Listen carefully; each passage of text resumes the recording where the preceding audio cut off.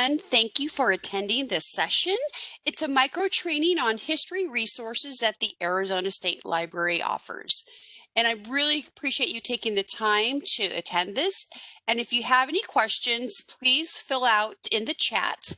And towards the end, if we have enough time, we'll open it up to questions. So first of all, brief introduction. My name is Mary Villegas, and I'm with the Arizona State Library Archives and Public Records. And joining me, my co-pilot is Donna Throckmorton. She does a lot with early literacy, with schools, and a number of other things such as summer reading. So she's here helping me out. And actually she organized, so thank you, Donna. So let's go ahead and get started. So first, we're going to be covering various resources, and today we're going to be covering 2 resources in our series of online trainings. So hold on just a second. I'm trying to get this to advance. Okay, so as a brief introduction, I want to talk about these resources. The resources we're going to be looking at aren't necessarily free. I know a lot of places will cobble together some free resources from a .org here or a .edu there. Well, with the resources we're going to be covering today, these are actually products we pay for. We pay $1.2 million for these resources in conjunction with the county library systems from around the state. And the counties use property taxes to pay for these resources, and the state library uses funds we receive from the Institute of Museum and Library Services. So this just lets you know that these are vetted resources. We pay quite a bit of money for them, and we want you to use them. We want you to use them with your students. So let me just go to the next slide. And so today we're going to be covering history resources from Gale. And Gale is one of our primary vendors. We have a number of vendors and a number of resources. We have over 33 online resources, but we just want to focus on history, U.S. history and world history. So, important. I put this in red because this is really important.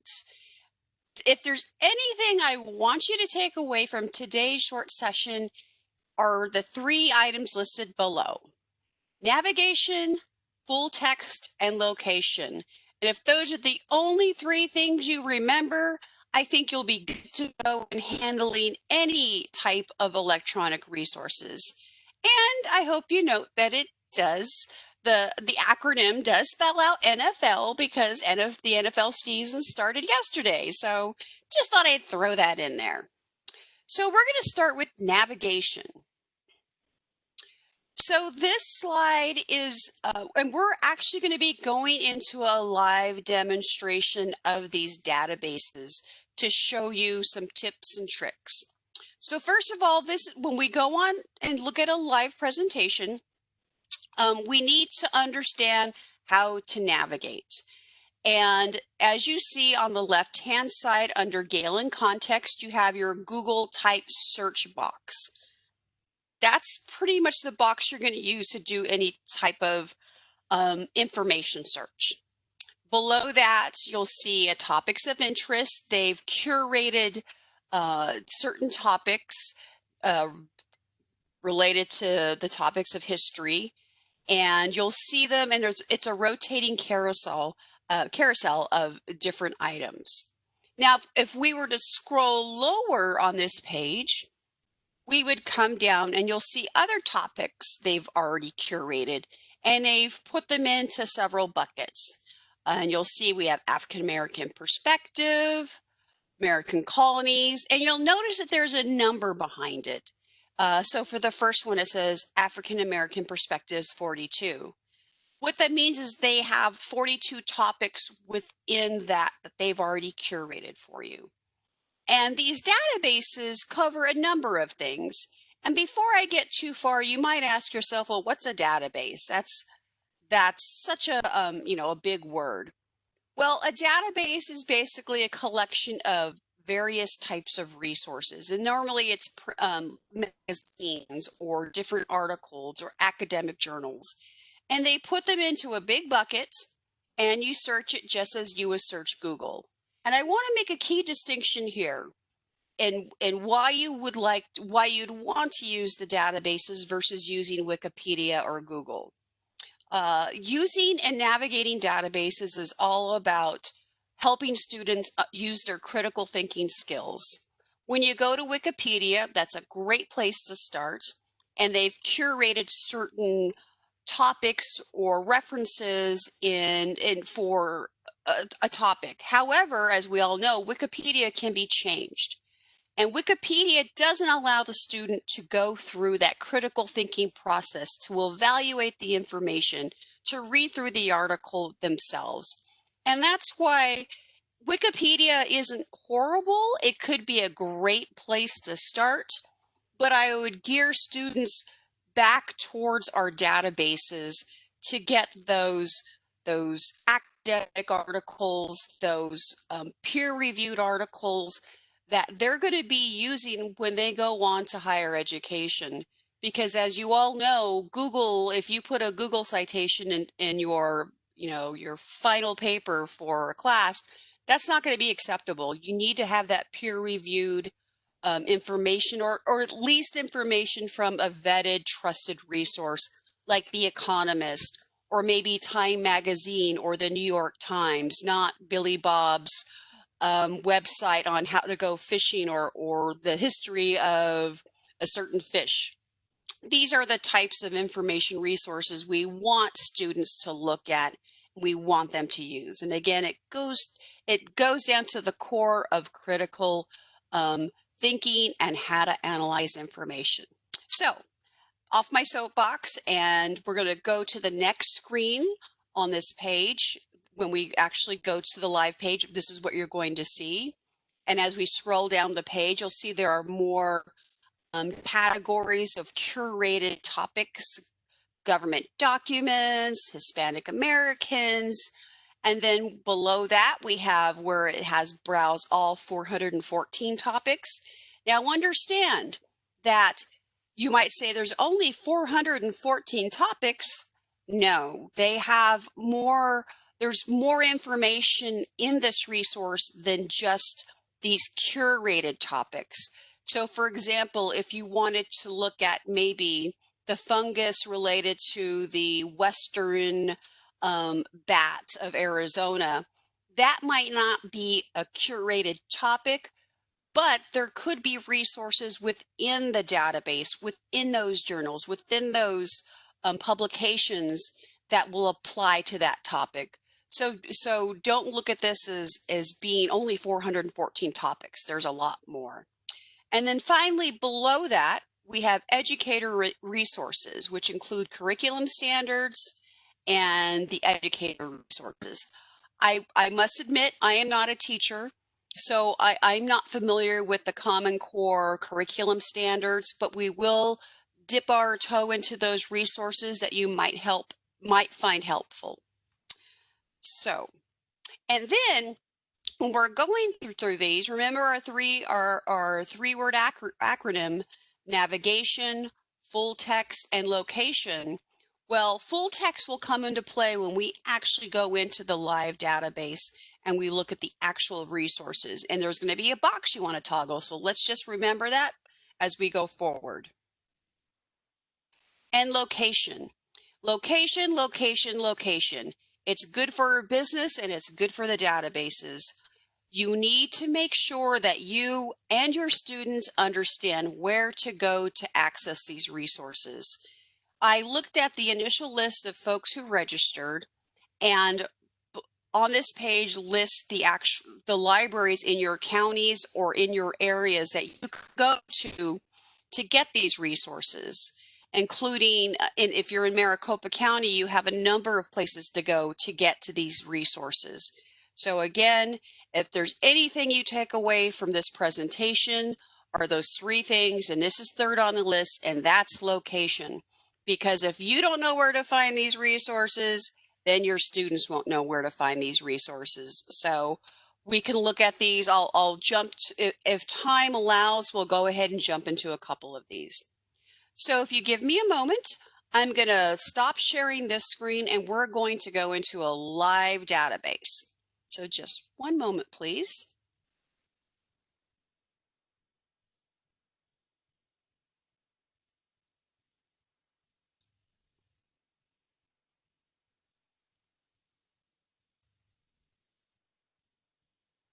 Okay.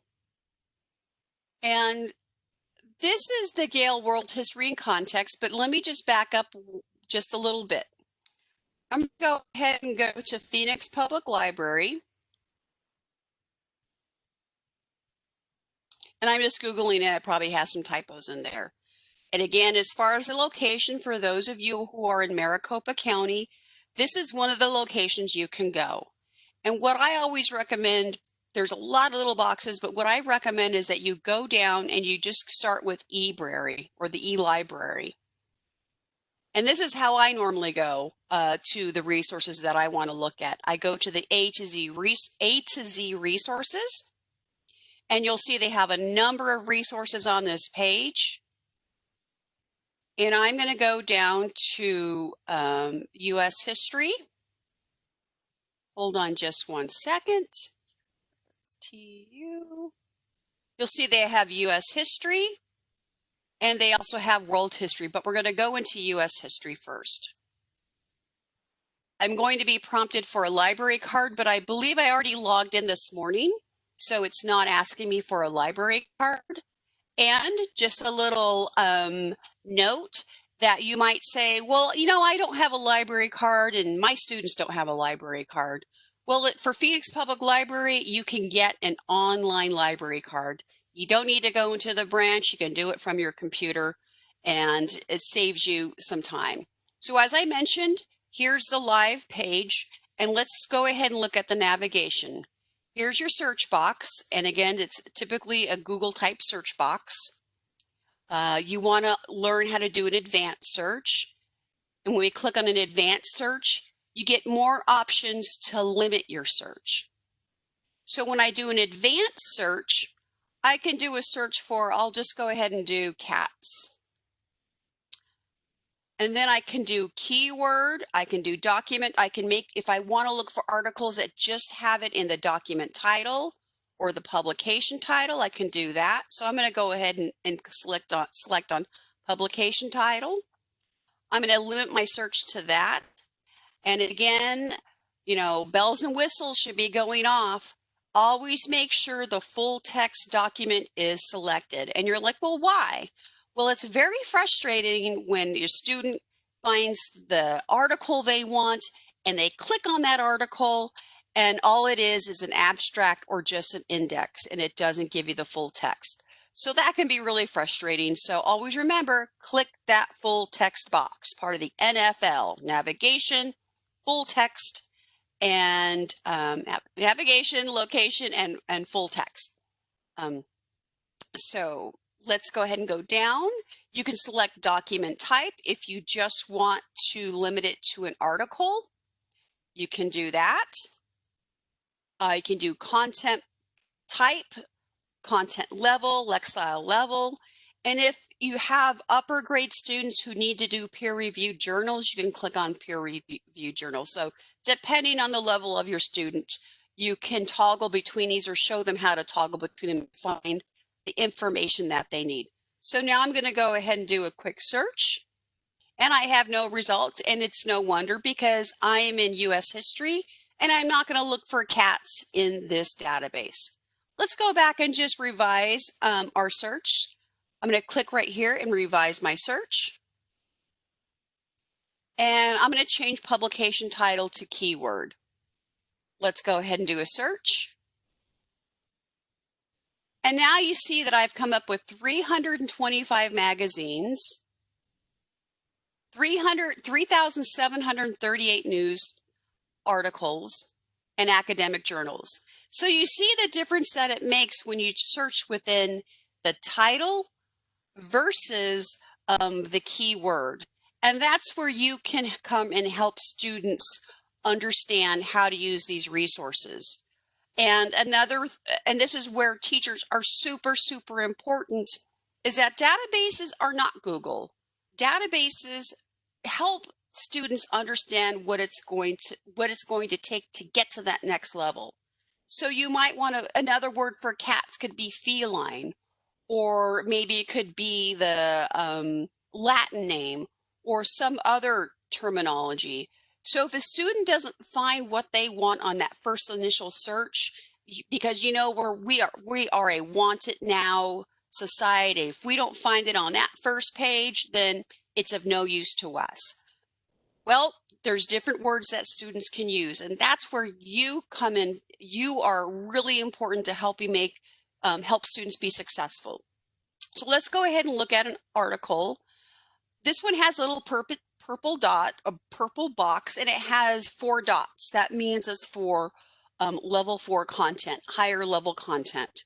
So I'm going to go ahead and just click on proper nutrition for dogs and cats. And it gives me the full text of the article. You'll notice a couple of things on this screen. Let's start on the left-hand side. I can translate it to a different language. So if you have a student that primarily reads in Spanish or another language, you can click on this and you can translate the article to a different language. You can change the font size, and you can also listen to the article.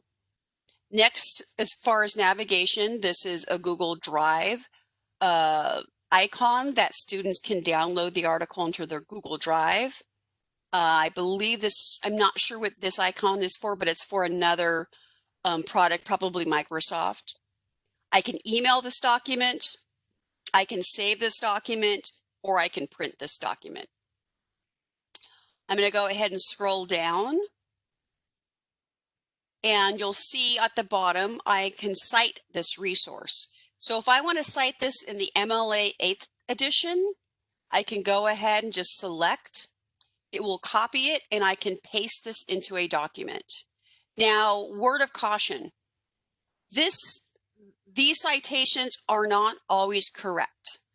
So this is a really great learning opportunity that you can have with students on using the actual MLA manual and going through and double checking it, because I guarantee you sometimes these are not correct.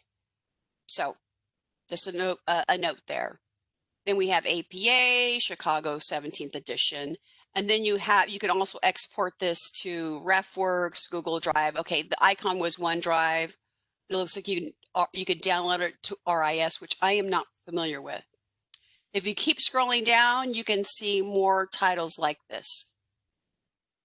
Let's go ahead and scroll back up to get you comfortable with the navigation.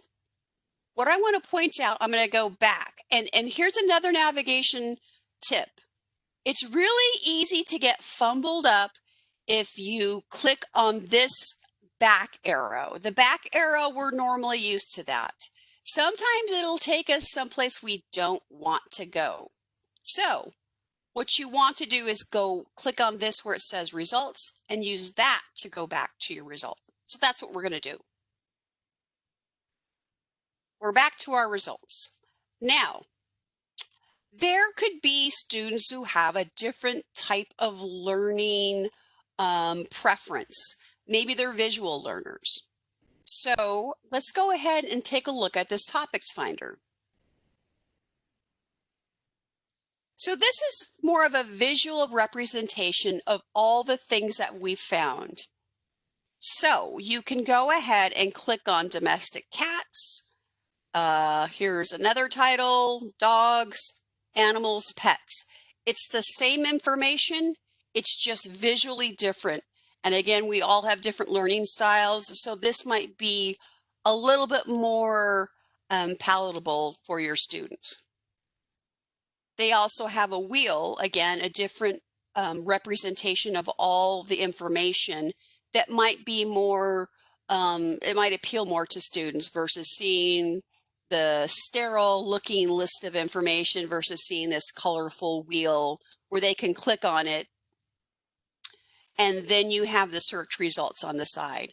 This is the same exact information, if we were to go back to the previous page. So you'll see that this is all the same information. And if you want to get that same feel of breaking it up into subject areas, you can click on subjects. And again, they have it broken down in domestic cats, pets, dogs. Again, this might be a little dry for students, so you might want to switch over to the topic finder to look for a topic that might be appealing to them. So I'm going to go ahead and jump into just to show you world history. And you might ask yourself, well, why don't they put them together? They look the same, you're searching the same. Well, in a perfect world, it would.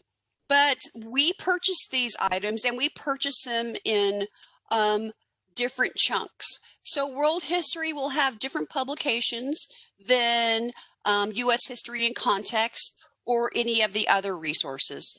Sometimes there might be duplicate resources. So one journal might be in world history, another journal might be, the same journal might be in U.S. history. But it's teaching students to look at different databases. And again, the content is often different in world history versus U.S. history. And again, we have to pay for those separate modules. One thing I want to touch on, one final thing, are the curriculum standards. I had mentioned the curriculum standards that are here. Let's go ahead and click on Go to Curriculum Standards. We have the United States, we have national standards, and we also have state standards. I'm going to go ahead and click on Arizona, and then you can select on different academic standards. So I'm going to go ahead and click on Social Studies, let's see, middle school. And I'll go ahead and click on 6th grade on the plus, and it opens up.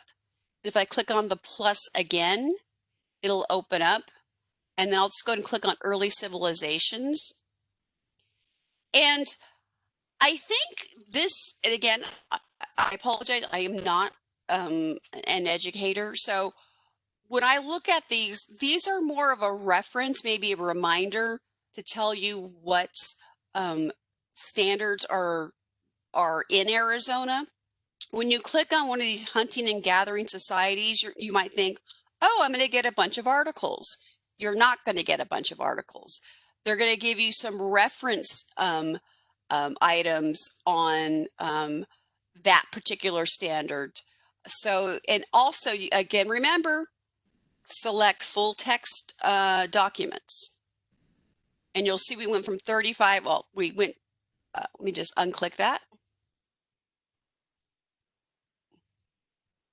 So 37, so it looks as though they've already set this up so it is full text. And I'm just going to go ahead and click on the hunting and gathering. And it gives you a description of hunting and gathering in general. So as a reference, you can go to this and it talks about the topic of hunting and gathering. It wouldn't necessarily be a bibliographic list of multiple titles on hunting and gathering. This is for the teacher, not necessarily for the student. So that's there as a tool to help you. So let me just go back to my presentation. Hold on just one second. This is great information, Mary. I really appreciate you taking the time to share this. Oh, not a problem. And Yeah. let me just jump back into my my sharing my content. Let's go back to, oh, hold on just one second. Let me just bring up my PowerPoint. Go for it. Hey, And while we're waiting for that, if you guys could think of a project or a reason you might use either of those databases, please feel free to enter that into the chat box to share that information with the other people who are here. I'm just having a little bit of technical difficulties here. Hold on just a second. And screen 2. Okay. So just back to, again, navigation, full text and location. If there's any big piece of this is location, location, location, and understand where your resources are. One place I did not go to is azlibrary.gov Dazzle. You can always go to our webpage and access these resources too. All that's required is is a zip code. However, and I'll just go there really quick. However, since our libraries and counties pay for this, we always encourage you to use your local library. So if I scroll down, you'll see that U.S. history and world history are here. Please understand that if you go through this way of navigating to the resource, sometimes if you save it in your Google box or your Google file, it might be a little different than your other Google file if you go to a different library. So again, I always encourage schools and students to use their local public library so they can see that it's being used and we can continue to fund this. And it's And finally, interesting, Mary, they yeah. also have additional resources often. Some of the Oh, local libraries will also purchase their own databases. So it's always good to get familiar with your local library. And if you need connected with them, like if you want to actually talk to a person from your local library, please feel free to email me and I'll make sure I can make that connection for you. yes. And finally, let me just get to our contacts. Donna Throckmorton, again, you probably all know her. She's our rock star in early education. And then myself, Mary Villegas, not May. I'm not sure why my name shows up that way, but it's Mary. And you have my email below. And we will make these slides available along with the recording. And we have about 2 minutes left. If you want to put any thing in the chat, please do. Yeah, we And had we can, one question already. sure. Are the resources good for elementary school level? Yes, they are. It depends on the level. Again, it might not be good for a first grader, second grader, third grader. At least in particular, these two um, resources. We do have other resources such as Britannica that might be more appropriate for those lower grade levels. So we have a list of everything from soup to nuts in our resources. For younger students, a lot of the public libraries have tumble books, which might be better for lower grades. But yes, and we can also do another session on these resources. If you have an idea you want us to focus on another area, we would definitely be happy to. So Yeah, that's all please, I have. Yep. you bet. Please feel free to suggest future webinars that you would enjoy by emailing us or putting it in the chat there. I'm going to stop the recording now. So if you guys have any questions, you're welcome to unmute yourself and ask away.